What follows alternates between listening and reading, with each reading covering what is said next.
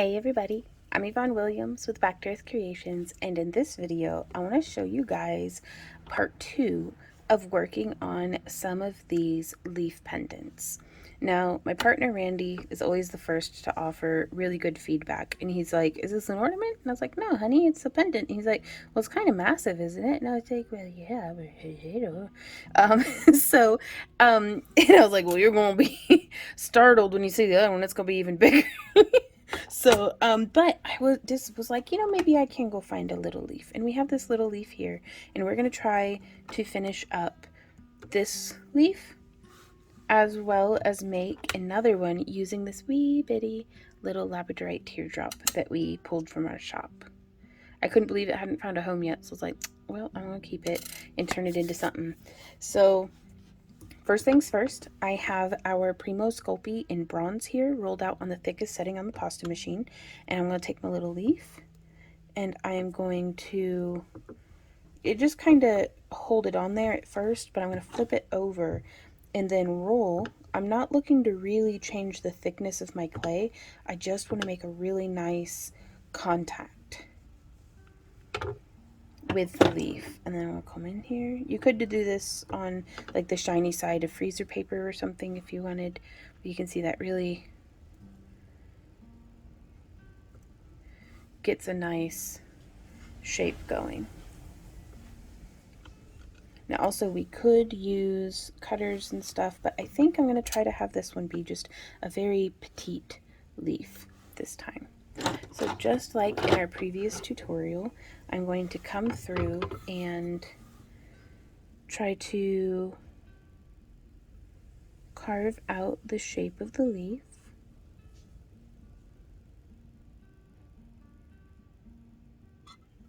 There's that side. And now I'm going to carve on the other side.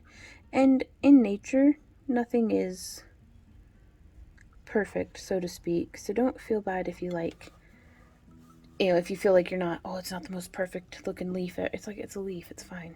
If it's got like a little weird spot on it, just be like, a caterpillar ate it. Don't sweat it. And I am going to come through at like a 45-degree angle with my little angled craft knife. And I don't have a preference for this blade.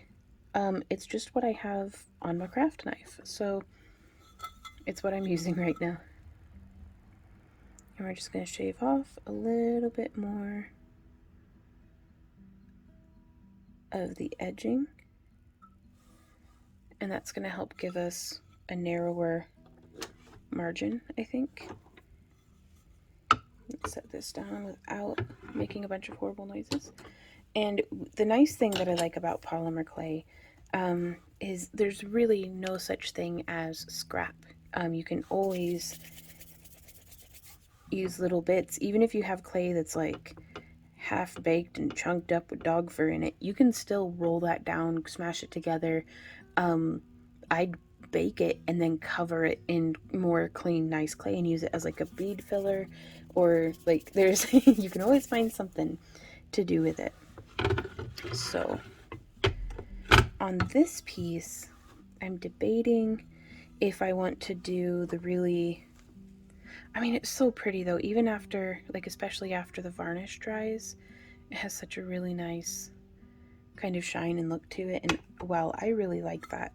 I know it's not everybody's favorite thing, so I'm going to do it today without that design, and we'll maybe make this one look a little bit darker and more, I don't know, mysterious or something.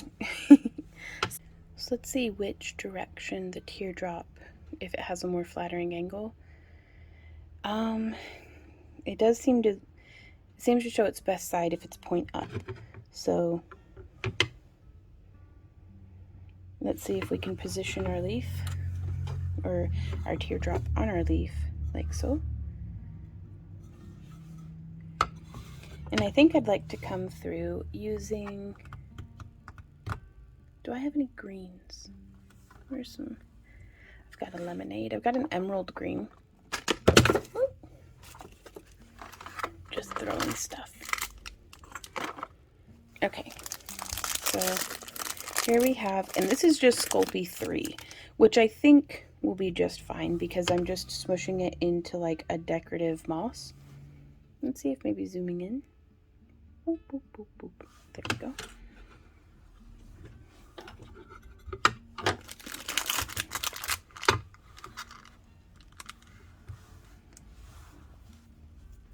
So I am just smushing and conditioning. The nice thing about the Sculpey 3 is it is very, very easy on your hands, but it gets really sticky really fast. And that isn't always ideal. And normally I would do a little bit of a blend. You know, I probably have a blend somewhere, or like a cane that needs used up, of like some weird experiments. I'm just rummaging. Give me just a sec. Oh my gosh, so much to rummage through. Oh, look at this pretty dried flower that I just found. Oof. Okay, well, oh, Vaughn. Yeah, we'll just use the emerald green today. So I'm going to take this and I'm going to kind of smush it out a bit. And then we have a wire brush that I'm just flicking all of the other clay out of the tip. And I'm going to come through and just tap a whole bunch. And I'm twisting the brush and kind of changing what direction it's hitting, trying to make it very nice and random until we have a lot of really nice texture there.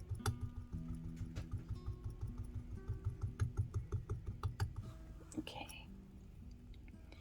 And now from here, I want to take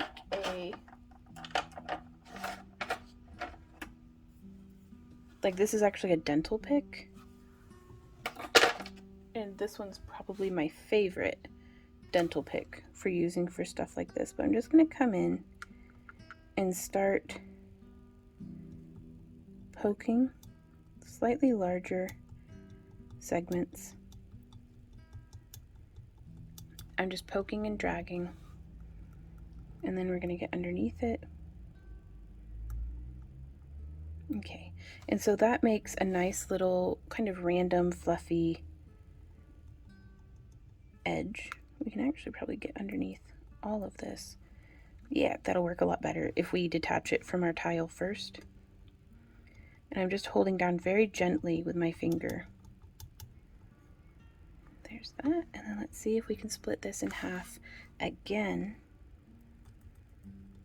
because I just need a little bit, teeny tiny little bit of moss to edge around.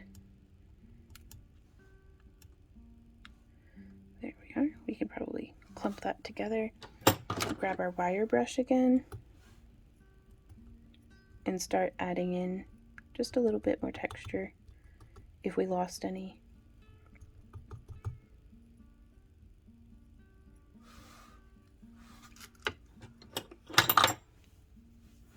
And so now we can take some of this moss that we've made,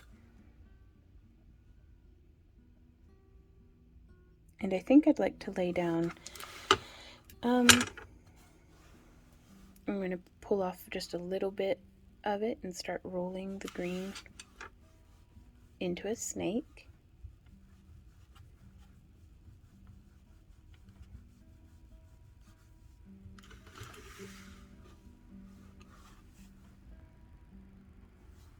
Kind of just rolling it, drawing it out. And from here, you know, this green really is too soft for this. Let's use some of the vintage bronze. It's much stiffer, so it's going to make a much more even snake. And something that we can do here as well is use like something flat. Like normally I would use another tile, but my work surface is like super duper cluttered. Let's see if we can do it anyhow. Yeah, I'll take just my tile, set it on the snake, and then roll. I really like to do it with like a piece of glass, like a picture frame or something that doesn't have anything in it that I can see through the back. And that way I can actually see what's happening without having to lift up. But this is what we're working with today. Or, ooh, those acrylic blocks for stamping, for using those like cling stamps are really, ooh, my video's done editing. Those clear acrylic stamps are really good for rolling clay out on. And that's a bit too thick still. So I'm going to cut it in half, set that off to the side. And also you always want to be careful because sometimes with the tile, like you can see here, it got very loose in the center. And then whenever you roll it with your fingers, it kind of collapses in on itself. I don't mind that right now because I'm doing this step, but I'd hate to have done that and not have rolled it and have like a very fragile, brittle piece of clay. Okay, so there is our snake. And I'm just going to bring it around, kind of tapping with my fingers.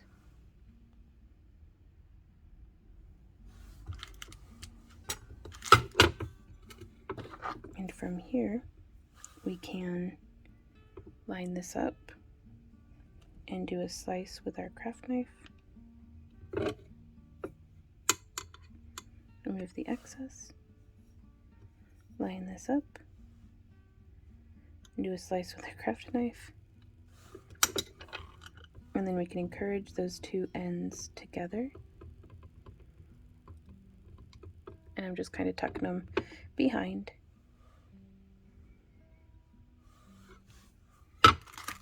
And now from here, we can come in, let's grab our little piece of moss and start tapping it into the layer below it. Like we want all of this green decorative clay to be making a good contact with the stronger clay below it.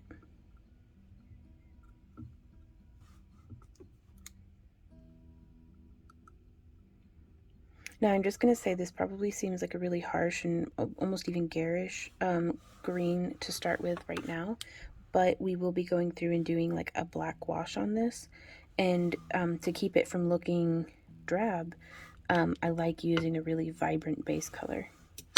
But again, that's just me personally, and this is also a lot of what's determining what I'm using right now is what colors I have available to me in clay. So you may have completely different colors in your collection. So work with what you've got. But yeah.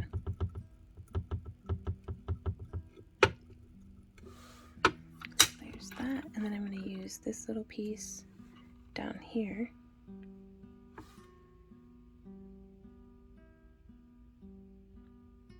I kind of wanted it to look like it had like moss growing and hanging down. Maybe.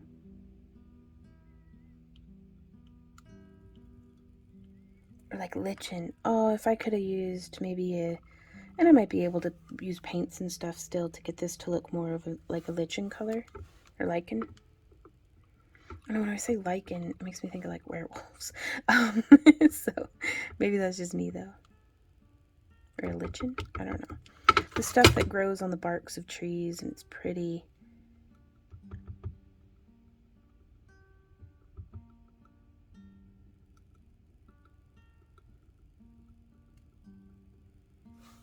I'm just poking it. And then poking it.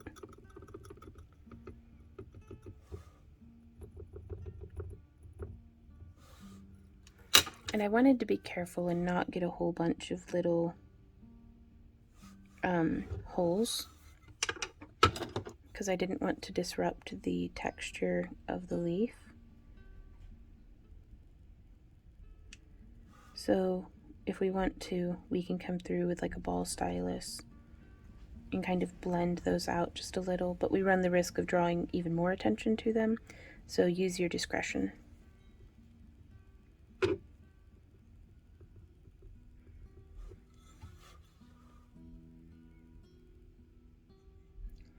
there's that. Love the way that labradorite's looking.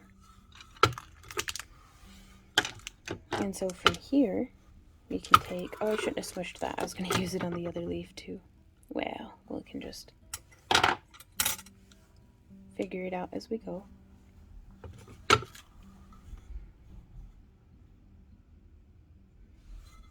So I think that is that on this piece.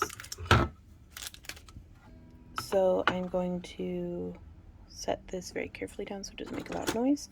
And I want to come through and slide underneath to separate, I'm just using my tissue blade, but that's to separate the polymer clay from the tile. And I just wanted to add a little bit of like natural leaf shaping, because like a leaf doesn't lay perfectly flat. They, you know, have wrinkles and curves and interesting texture and variation.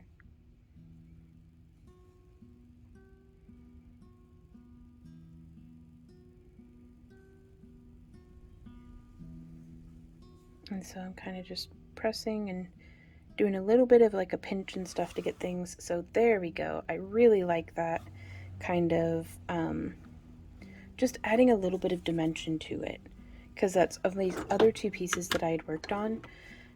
That's what I was least satisfied with, was how they're just like bonk, like flat, like so two-dimensional. And while that's okay, and that might be actually, whoopsie, super durable, thank goodness.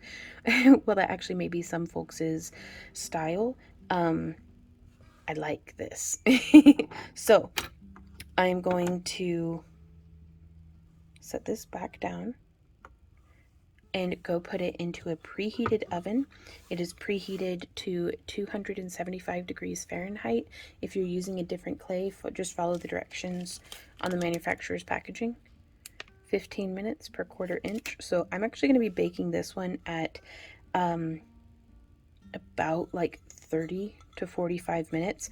I like over baking my clay, but that is just me personally, and I use a lot of like darker colors, so I don't worry about if they get scorched. But I just really like to make sure that I've baked the heck out of it. So I'm going to go do that, and I'll see you guys back here for the next step. Alrighty, so I have the, oh, that's hot, ouch, the tiles off to the side. Ow, I'm not a very patient person, y'all, but it'll cool down faster here on the cold tile than on the hot tile. I have this welded ring here. You could use enameled, like I would recommend a 16 gauge from parawire.com. They're enameled Parawire. Well, it's Parawire's the brand. It's enameled, so it's a copper core that's been silver plated, and then like they do their thing, and something science happens, I'm sure, but it makes it so that there's a non-tarnished silver toned wire that's affordable, that actually holds up pretty well, like perfectly actually, to being baked. So this one is not that. This is just something that I'm testing that was like a pre-welded ring from like a mixed pack from like Michael's. And it has a 1-inch diameter, inner diameter. So I'm going to be placing it just like that on the back of our leaf. And I wanted to roll out our excess clay, and I don't think I'm going to have enough. So I don't know. We'll see. Oh, I got to move that hot tile. Give me just a sec. Okay, so I'm going to be running our excess clay through the pasta machine on the thickest setting, though I may actually put it down a little bit thinner. Yeah, we'll do thickest, just because why not? And just pinching it down so that it'll fit through. And then I'm going to fold and roll until it's nice and conditioned.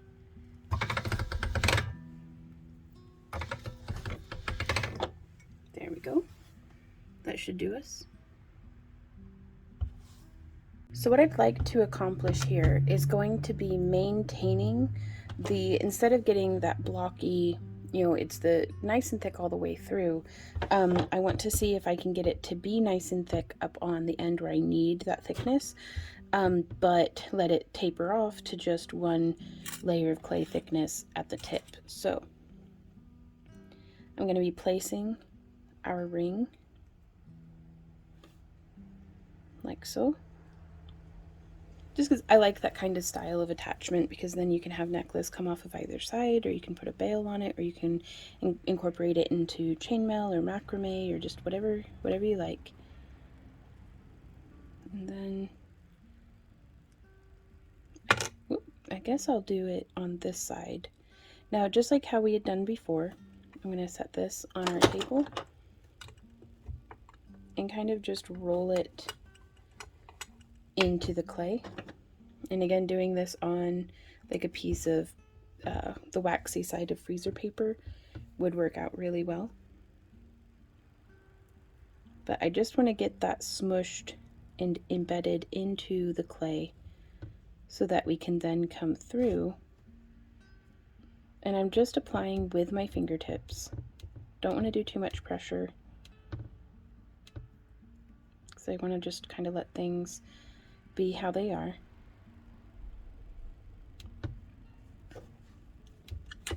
And now we can come through and carve. I'm going to give myself just a little bit of extra space, just because I don't mind some excess.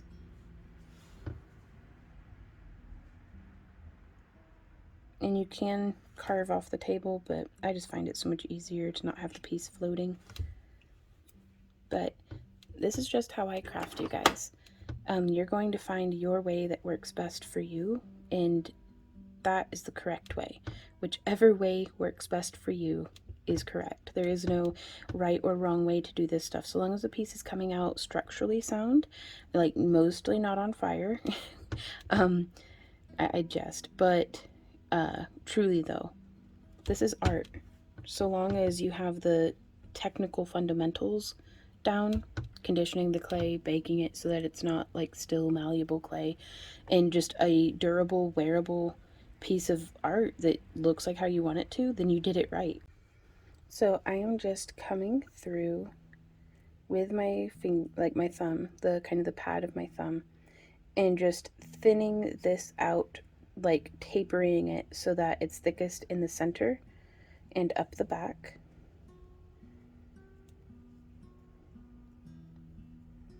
Because we can give the illusion of it being a thin, delicate leaf by having a thinner edge. And we could even come in with our tissue blade and just full on shave off some clay. And sometimes I don't mind doing that a bit. I don't want to press too hard because I don't want to take off any of the baked clay. But yeah, just coming through. Oh, I actually like that a lot.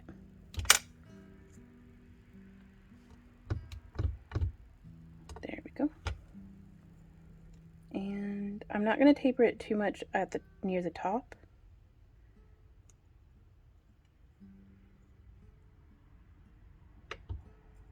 I'm just coming through, and I'm being very gentle. That way I don't, don't worry about my thumb there.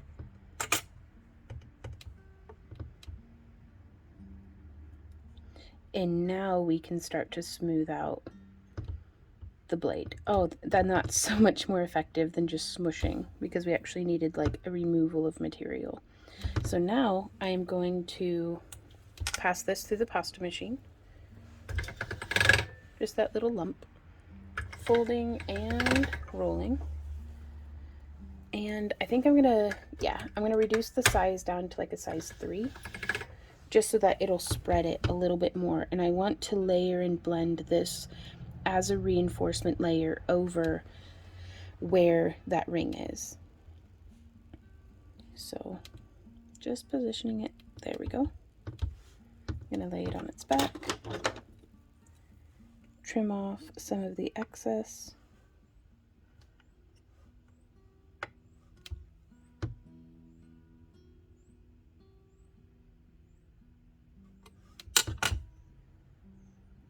And just start pressing and blending that in.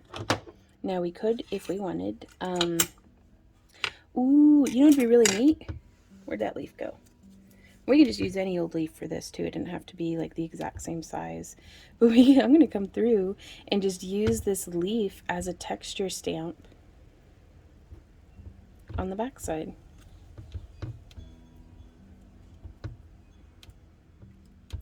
probably would have helped to have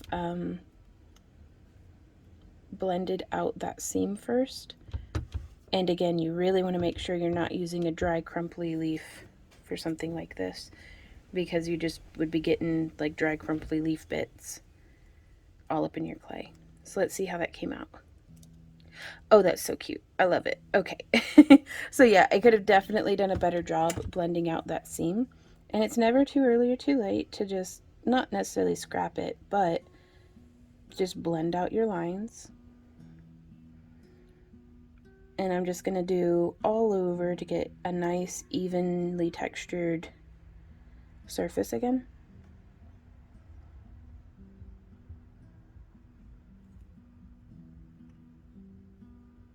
There we go.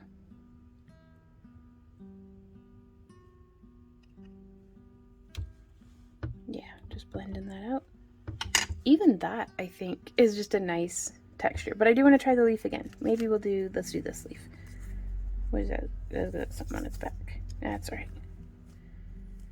So we can just, oh, there's the doggies being excited about probably the mailman. And I feel like this leaf isn't really lining up very well with the tip, but we'll just, it is what it is. There we go. And then we can just peel it off. I like that. Okay, so now, prior to baking, I am going to go ahead and probably with this tool this time, do our maker's mark.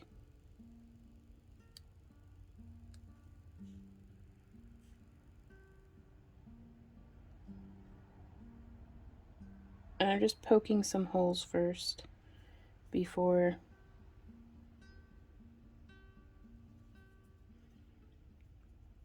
rounding things out.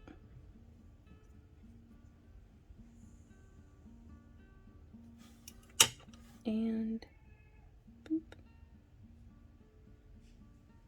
What year is it? There we go.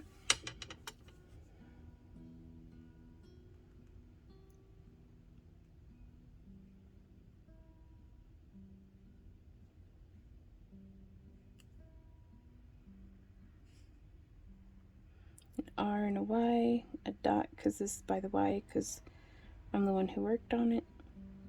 If it's a piece that Randy and I work on together, then we get a dot by both of our names. If it's something that he works on independently, he gets a dot by his, and if it's something I work on independently, I get a dot by mine. So is how that works. So there's our little maker mark.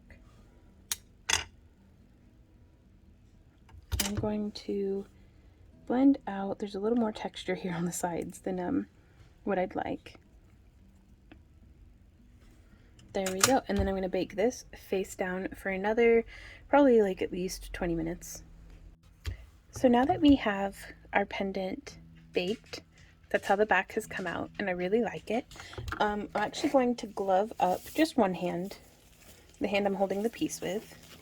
And this is mostly just because I just don't feel like getting a bunch of paint under my fingernails, and that like always happens. So, but I'm just using Apple Barrel jeans boots with Apple Barrel acrylic paint in a matte black.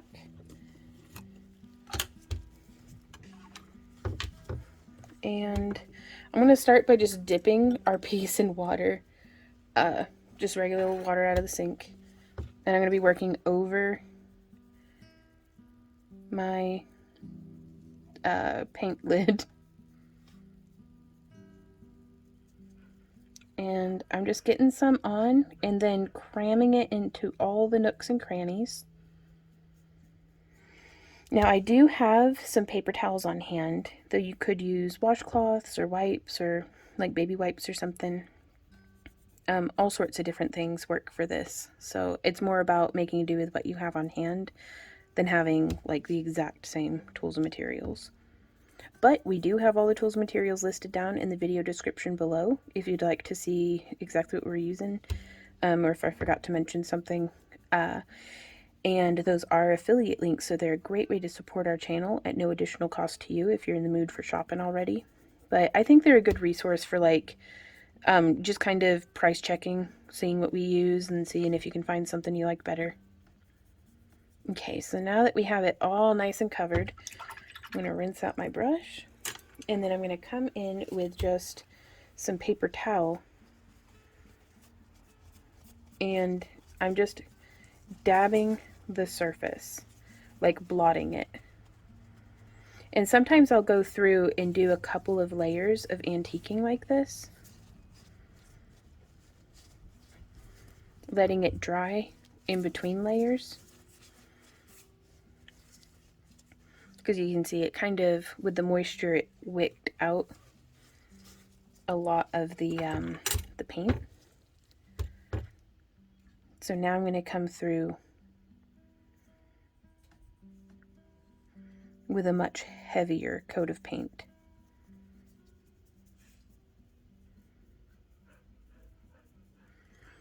And there's some really nice like rub and buff. Well, that one kind of more catches the surface of items. But there's some oil-based paints that I've seen folks use that give a really nice antiquing effect. And I am just really blotting it down and in. You could also, you don't have to use black, you could use brown. I personally don't like antiquing with metallics, just because I feel like they brighten up the low points. But that's just me.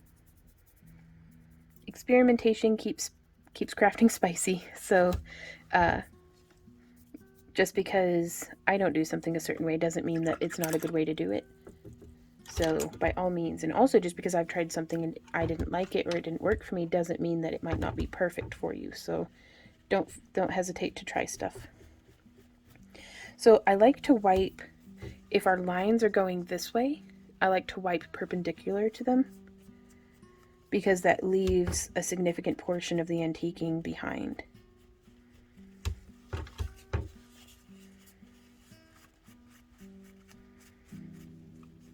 Now I don't want to let this dry too much, and I'm just blotting off of our moss.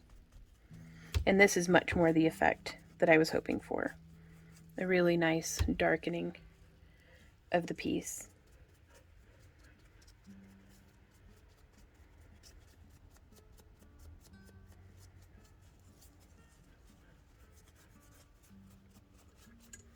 There we go. Now we can flip it over.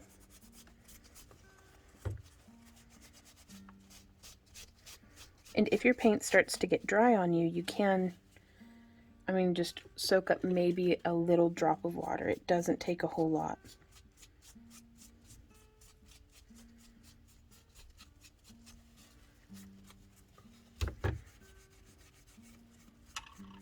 There we go. And then we can go in after the fact and add in, we'll probably do that now actually, just using the tip of my brush. I'm going to zoom on in and just deposit the paint right like that. It probably would have been a good idea for me to make the lines a little bit deeper, but that's okay.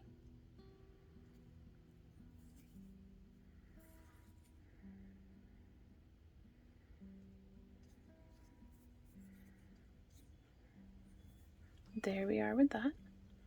And I'll let that dry fully. And this is how the front of our piece is looking. And now I'm going to let this dry completely. If you have any spots that have too much, you can come in with like a damp tip of your brush and remove them. But oftentimes I don't like fiddling with it because now we have like a really bright spot.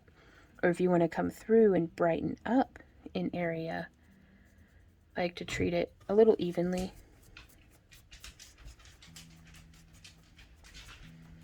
You can just come through like that. And I think that's coming out real nice.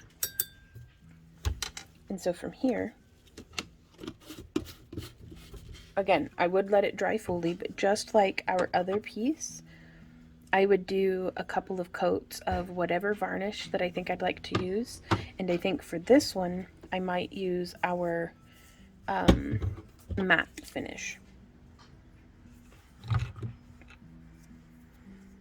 And I think we can spray it just here on the front. Yeah, you can see, I mean, and I'll reuse this glove a couple of times.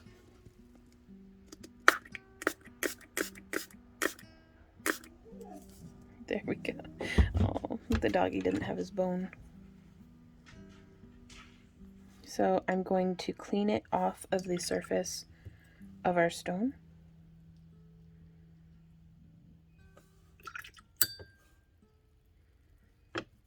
And you can actually wick up some of the extra, or you can redistribute it around.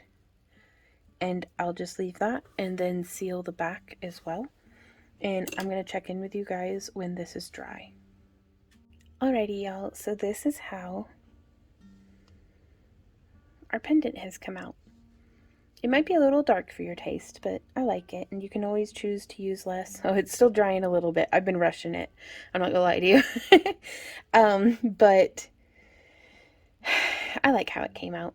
I do. I think it looked really cool to have had like maybe a little bit more sculptural elements. So we'll be doing another leaf variation probably in the next coming weeks or so. So be sure to subscribe. Or better yet, sign up for our newsletter. That way you can get exclusive coupons and notifications when we have new live streams, shop updates, and tutorials. That way, if YouTube's kind of hit or miss on whether or not you get your notifications from them, we send out emails we try to send them out about 30 minutes prior to our videos starting. So, I love that. I really do prefer the kind of wiggly, organic shape over the... I mean, I do like the colors on that one, though. Okay, well, let me know which one you guys like down in the video description, or in the comments. And if you guys follow along with this, we do have links to our social media in the video description. You can find us on Instagram and Facebook. You can tag us with the hashtag craftalongwithvon, or at Back to Earth Creations over there on Instagram, and that way we can see what you're up to. If you have any questions, comments, or ideas, please leave them down below. And if you'd like to support the creation of more free tutorials, please consider joining our Happy Crafter Club. We send out booty boxes and 20% off discount coupons and all sorts of different things. So behind the scenes content, things like that. Oh, I can't wait to start the next project. So until next time, you guys, happy crafting. Bye.